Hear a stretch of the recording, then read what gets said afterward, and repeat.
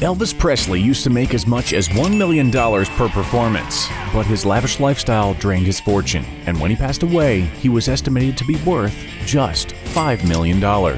His music would make millions even after his passing, but while he was alive, Elvis was a notoriously big spender. He would rent amusement parks, book entire hotels, and he even bought a pet monkey. With a collection of 200 vehicles and one of the most famous homes in the world, Elvis's spending habits have become almost as iconic as his music. Here's everything that the king of rock and roll blew his cash on. Elvis Presley grew up in a low-income area in Memphis, Tennessee, but his talent would catapult him to fame, allowing him to buy one of the most iconic celebrity homes ever. This is Graceland. Located in Memphis, the 23-room mansion was purchased by Elvis for $102,500 in 1957, or more than $900,000 in today's money. Over the next few years, Presley updated the home and bought surrounding land for more than $500,000. His renovations included the pool room and the jungle room, filled with tiki furniture, plants, and a flagstone waterfall. He also installed a pool, media room with 3 TVs, racquetball court, and a meditation garden.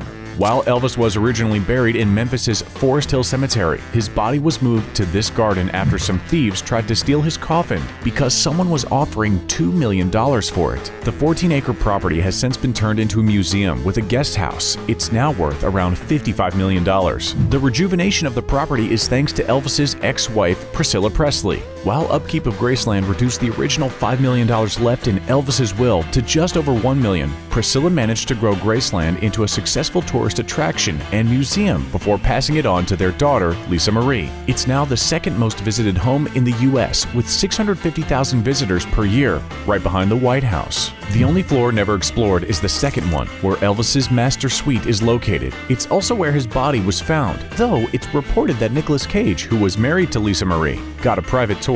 Elvis and Priscilla also had a few homes in California. In 1967, they bought this $400,000 Beverly Hills mansion on a street called Billionaires Row. The mansion has since been modernized and was recently listed for $30 million. Elvis's other opulent Los Angeles property is in Holmby Hills. It recently sold for $20 million and includes things like a koi fish pond and a traditional Japanese tea house. Elvis was also a huge car collector. During his lifetime, it's estimated he owned 200 different vehicles. He was even in the habit of buying cars and giving them to his friends and even random people on the street. The most famous of his many vehicles is his pink 1955 Cadillac Fleetwood Series 60, valued at more than $500,000 today. His favorite brand in general was Cadillac. He owned more than 100 of them. These included the Cadillac Eldorado he bought for $10,000 and a customized Cadillac Series 75 Fleetwood limousine for $100,000. It featured gold-plated interior gadgets such as a phone, refrigerator, entertainment console with a 10-record automatic changer record player, a TV, and tape deck. The exterior paint was made with pearl, diamond dust, and oriental fish scales, and the hubcaps, wheel covers, headlight rims, and front grille were gold-plated in 24-karat gold. He also owned 5 Stutz Blackhawks. The very first Blackhawk ever sold was purchased by Elvis in 1970 for $26,500. Other vehicles in his collection included a Mercedes 600 he bought for $15,500 that recently resold for almost $300,000, a Lincoln Executive limousine he received as a wedding gift but was later sold for $165,000 as a collectible, a $7,000 1962 Ford Thunderbird, and a Rolls-Royce Phantom 5. 5 years after buying it, Elvis gave the Rolls-Royce away to be auctioned for charity, and it was later sold for $300,000.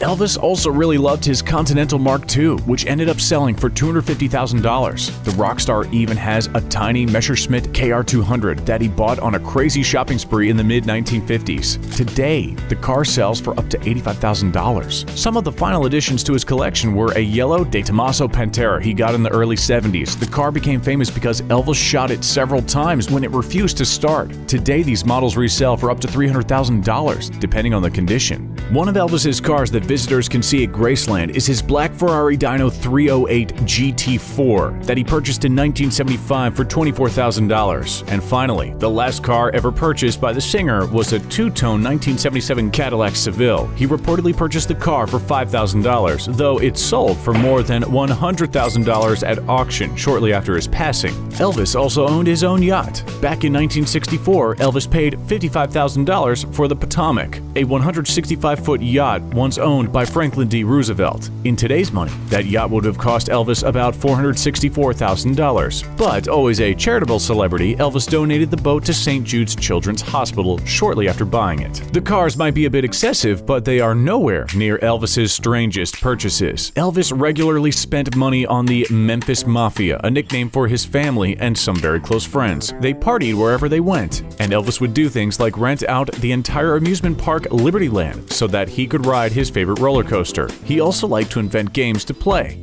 One called Whip involved $15,000 worth of firecrackers. He would also rent out entire hotels, and his suites in each city were modeled to look like the inside of Graceland so he wouldn't feel homesick. Elvis also loved animals and had a large barn built on his property. He owned horses and chickens, but his most unusual was Scatter, his chimpanzee. The chimp even had his own wardrobe full of suits and ties. We're not sure how much Elvis paid back then for his favorite pet, but today's chimpanzees sell for $60,000 or more. So how did the star make his fortune and reach such heights of fame? Well, the person who discovered Elvis is this man, Sam Phillips, the head of Sun Records. His debut album climbed to #1 on the Billboard charts, becoming the first rock and roll album to hold that position, and it stayed there for 10 weeks. Elvis would make major bank from being on stage. He was paid $50,000 each time he appeared on The Ed Sullivan Show, and commanded as much as $1 million per performance. Over the course of his career, he sold 600 million units worldwide, but near the end of his life, things got more complicated. His divorce from Priscilla was costly. The settlement included $725,000 outright, plus spousal support, child support, 5% of Elvis's publishing companies, and 50% of the money from the sale of their Beverly Hills home. But it was Priscilla who stepped in to honor Elvis's legacy and grow his fortune. She launched Elvis Presley Enterprises and increased the value of Presley's estate from $1 million to over $100 million,